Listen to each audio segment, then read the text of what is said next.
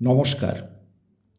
আজ আমি বাংলা সাহিত্যে আমিত্ব বিরোধী কবিগোষ্ঠী বা আমিত্ব বিরোধী কবিতা এ প্রসঙ্গে কিছু আলোচনার চেষ্টা করব। এটা আমার একেবারেই ব্যক্তিগত অভিমত। আসলে এই কথাটা আমিত্ব বিরোধী কবিতা, এই কথাটা হয়তো একেবারে নূতন নয়, কিন্তু সচরাচর এই আমিত্ব বিরোধী কবি গোষ্ঠী বা আমিত্ব বিরোধী কবিতা এ কথাগুলো কিন্তু সচরাচর শোনা যায় না। এখন আমিত্ব এই ব্যাপারটা কি, আর এইখানেতেই জড়িত রয়েছে একটা সংশয়, একটা দ্বিধা এবং বিতর্ক। এখন এখানে আমিত্ব মানে আমি নিজে, আমিত্বের সঙ্গে একটা অহংবোধ, আমরা যদি ইংরেজিতে বলি ইগো, এই অহংবোধটা জড়িত। তার মানে যারা আমিত্ববাদী তারা মনে করেন যে কবিকুলের মধ্যে আমি বোধহয় সর্বশ্রেষ্ঠ। যেমন হিটলার, তিনি একবার জার্মানির ইতিহাসে একবার কথা বলেছিলেন যে তিনি রাষ্ট্র, অর্থাৎ এই যে আমিত্ববোধ, মানে আমি সর্বশ্রেষ্ঠ। এখন এখান থেকে একটা একনায়কতন্ত্রী মনোভাব, একটা স্বৈরাচারী মনোভাব এবং একটা অহংকার, একটা অহমিকা, একটা দর্প মনে মনে মানুষ পোষণ করে। এখন যদি কোনো কবির মধ্যে এই ভাবটা থাকে যে আমার কবিতাটিই শ্রেষ্ঠ, বা আমার মতো এত ভালো বা এত উন্নত মানের কবিতা আর কবি নেই, আমি কবিকুলের মধ্যেই অন্যতম, সুতরাং আমাকে সবাই একটু সমীহ করছে লোক, আমি অন্যদের থেকে স্বতন্ত্র। এখন এই যে অহংবোধ, এই অহংবোধটার থেকেই আমিত্ববাদী যে কবিতা, সেই কবিতাটা গড়ে ওঠে। আর আমিত্ব বিরোধী কি? আমিত্ব বিরোধী কবিতাটা কি? আমিত্ব বিরোধী কথার অর্থ হলো না যে কবির মধ্যে অহংবোধ নেই, অহংকার নেই, অর্থাৎ যিনি মনে করেন আমিও অন্যদের মতোই, আমিও সমান, আমিও সাধারণ, আমিও সর্বসাধারণের মধ্যে একজন। এখন এইটা নিয়েই বিতর্ক। এখন বিতর্কটাকে যদি একটু উস্কে দেওয়া যায় তাহলে আমার মনে হয় যে দেখুন,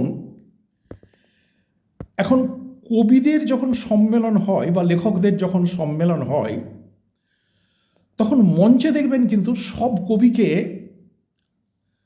আসনে ডাকা হয় না। মঞ্চে উপবিষ্ট যে সমস্ত কবি, তারা অন্যদের থেকে অবশ্যই স্বতন্ত্র।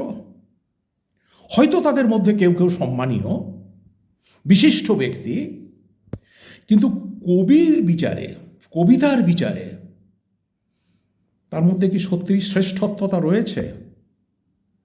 আবার দেখবেন কোনো কোনো কবিকে বিশেষ সম্মাননা দেওয়া হয়।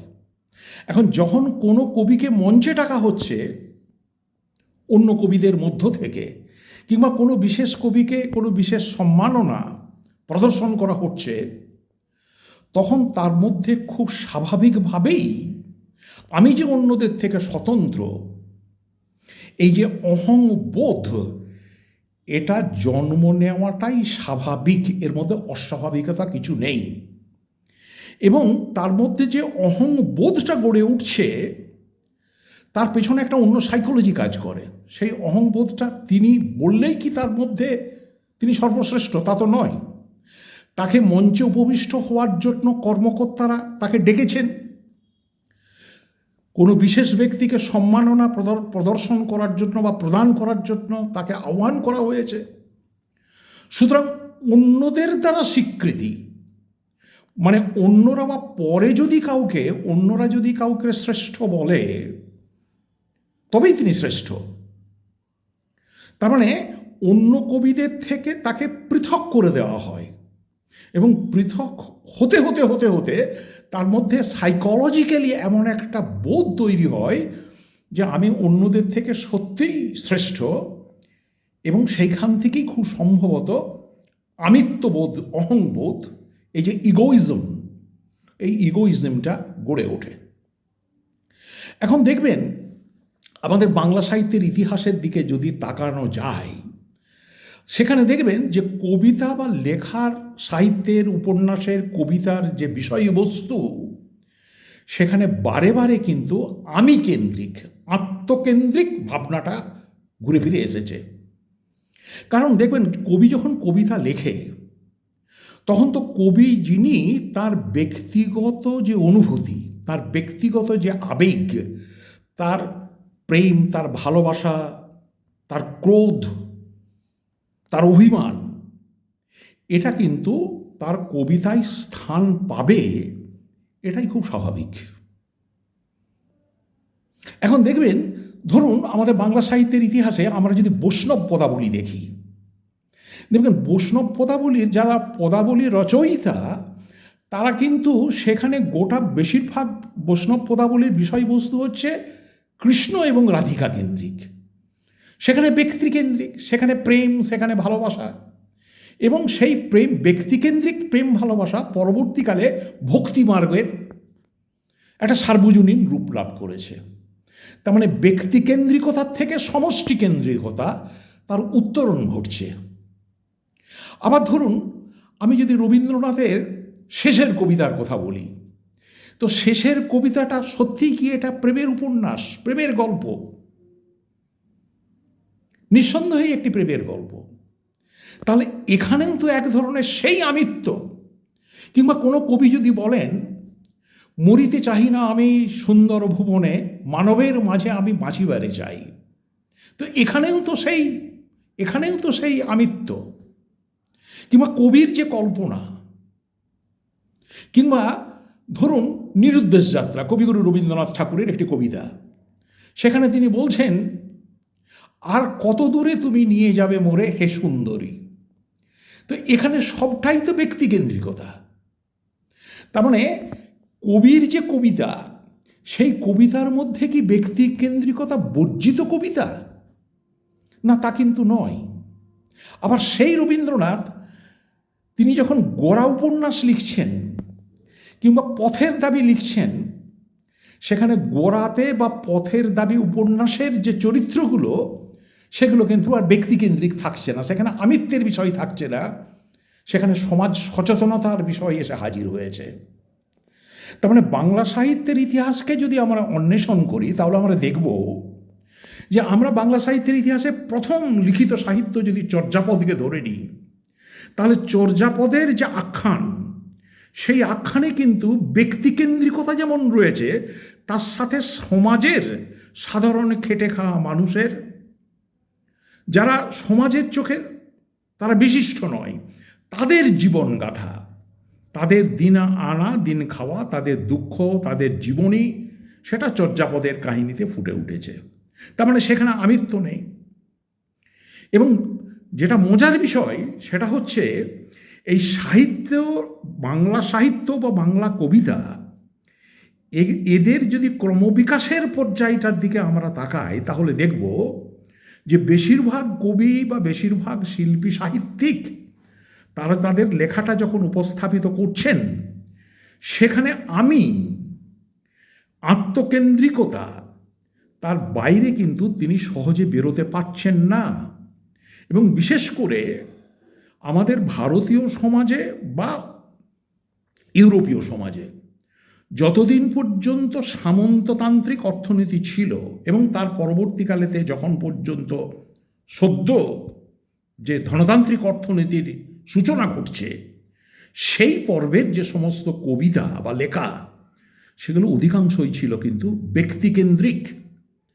বলা যেতে পারে এই ব্যক্তিকেন্দ্রিকতা বা অহংবোধ থেকে বেরিয়ে, ইগোইজম থেকে বেরিয়ে অল্ট্রুইজম, পরার্থপরতা, পরের জন্য, সমাজের জন্য, আত্মকেন্দ্রিকতা নয়, পরকেন্দ্রিকতা, ব্যক্তি নয়, সমষ্টি, এই চিন্তাভাবনাটার সূচনা ঘটেছে বলা যেতে পারে দ্বিতীয় বিশ্বযুদ্ধের পর থেকে। আরও স্পষ্ট করে বললে, ভারতবর্ষে যখন থেকে নবজাগরণ বা রেনেসাঁ উৎপত্তি ঘটেছে, তখন থেকে সাহিত্যের ইতিহাসে বা কবিতার ইতিহাসে এই ব্যক্তিকেন্দ্রিক যে প্রেম, ভালোবাসা, অনুভূতি, দুঃখ বা কষ্ট, সেটা বস্তুতান্ত্রিক রূপ লাভ করেছে। এবং সেখানে ব্যক্তি নয়, সেখানে সমষ্টি চেতনাটা বড় হয়ে দেখা গেছে। আমার মনে হয় এই ব্যক্তিকেন্দ্রিকতাকে বাদ দিয়ে সমষ্টি চেতনা যেখানে প্রথম ফুটে উঠেছে, সেটা অবশ্যই তো রবীন্দ্রনাথে ছিল। নজরুলের কিছু কবিতা, সেখানে যেমন ব্যক্তিকেন্দ্রিকতা রয়েছে, কিন্তু সেই ব্যক্তিকেন্দ্রিকতা পরবর্তীকালে সমষ্টিগত একটা চিন্তাভাবনাতে রূপ নিয়েছে। মানুষ কবিতা, কিংবা দেখুন সুকান্তের যে সমস্ত কবিতাগুলো, সেখানে ব্যক্তি এবং গোষ্ঠী, তার চিন্তাভাবনাগুলো সবগুলোই কিন্তু গোষ্ঠীকেন্দ্রিক। এবং বাংলা সাহিত্যের ইতিহাসে এই ব্যক্তিকেন্দ্রিকতাকে বাদ দিয়ে, এই আমিত্ববাদকে বাদ দিয়ে আমিত্ব বিরোধী একটা কবিগোষ্ঠী গড়ে উঠল, সেটা বিংশ শতাব্দীর শুরুর থেকেই বলা যেতে পারে এবং তার পরবর্তীকালেতে। যেমন আমরা যদি সমর সেনের কথা উল্লেখ করি, কিংবা ধরুন আমরা জীবনানন্দের মধ্যে একদিকে ব্যক্তিকেন্দ্রিকতা, অন্যদিকে সমষ্টিকেন্দ্রিকতা। আমি আগেই সুকান্তের কথা উল্লেখ করেছি। ঠিক ইংরেজি সাহিত্যের ক্ষেত্রে টি.এস. এলিয়ট, তার মধ্যে তিনি এই যে পার্সোনাল যে চিন্তাভাবনা, সেই পার্সোনাল চিন্তাভাবনার থেকে তিনি ইম্পার্সোনালিটি, ব্যক্তিকেন্দ্রিকতার ঊর্ধ্বে একটা কনসেপ্টকে প্রথম হাজির করলেন, ওয়েস্টল্যান্ডের ধারণা। তো এইভাবে আমরা দেখব যে সাহিত্যের ইতিহাসে সমাজ কিন্তু পরিবর্তনশীল, এবং সমাজ পরিবর্তনশীল হওয়ার ফলে সেখানে সাহিত্যের যে অগ্রগতি, সেই অগ্রগতির ক্ষেত্রে এখানে কিন্তু এই অহং থেকে, ইগো থেকে, ব্যক্তিকেন্দ্রিকতার থেকে সেখানে সমষ্টিগত চিন্তাভাবনাতে উত্তরিত হয়েছে।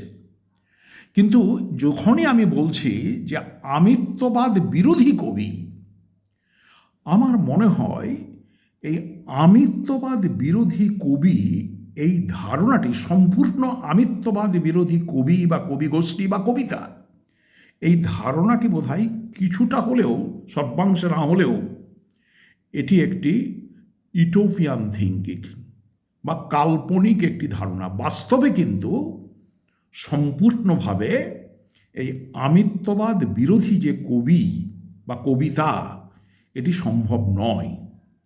এবং সাহিত্য বা কাব্যের সৌন্দর্যের জন্য, কাব্য বা সাহিত্যের বিকাশের জন্য সেখানে আমিত্বও যেমন থাকবে, তেমনি আমিত্ববাদ বিরোধিতাও থাকবে। সুতরাং এই দুটির মধ্যে সুসামঞ্জস্য বা ব্যালেন্স মেনটেন করে চলা, এটি হচ্ছে সবচেয়ে গুরুত্বপূর্ণ।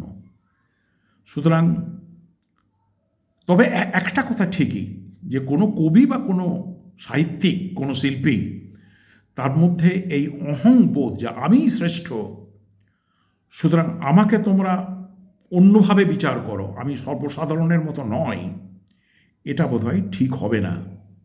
রবীন্দ্রনাথের মতো বিশ্বকবি রবীন্দ্রনাথ ঠাকুর, তিনিও তার পরিচয় বলে যে কবিতা, সেই কবিতাতে এক জায়গায় তিনি স্বীকার করছেন যে আমি তোমাদেরই লোক, এই হোক মোর শেষ পরিচয়। সুতরাং এই আমি থেকে আমরাতে উত্তরণ, এটি ঘটাই স্বাভাবিক।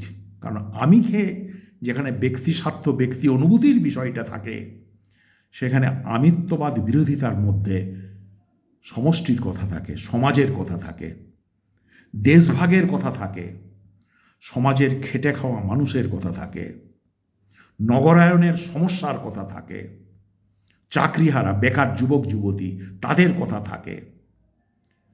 বর্তমান দিনের যে একাকিত্ব, সেই একাকিত্বের জ্বালা ফুটে ওঠে কবিতার মধ্যে। সেই কারণে আমিত্ববাদ বিরোধী যে কবিতা বা শিল্প বা লেখা, সেগুলো অনেক বেশি বাস্তববাদী কবিতা। তবে সাধারণত আমরা একটা দেখব এই যে আমিত্ববাদী যে কবিতা, বিরোধী যে কবিতা, সে আমিত্ব বিরোধী কবিতাগুলোর মধ্যে অনেক সময়তে রূপক ব্যবহৃত হয়েছে, অনেক সময়তে প্রতীকধর্মী কবিতাগুলি বা লেখাগুলি রূপ লাভ করেছে। সুতরাং কবিতার বিকাশের জন্য সেখানে একদিকে আমিত্ববাদী এবং অন্যদিকে আমিত্ববাদ বিরোধী, এই দুটির মণিকাঞ্চন যুগ, এই দুটির সংমিশ্রণ ঘটাটাই বোধহয় বিধেয়। এটি আমার ব্যক্তিগত মত। অবশ্যই আপনাদের মতামত জানাবেন। ধন্যবাদ।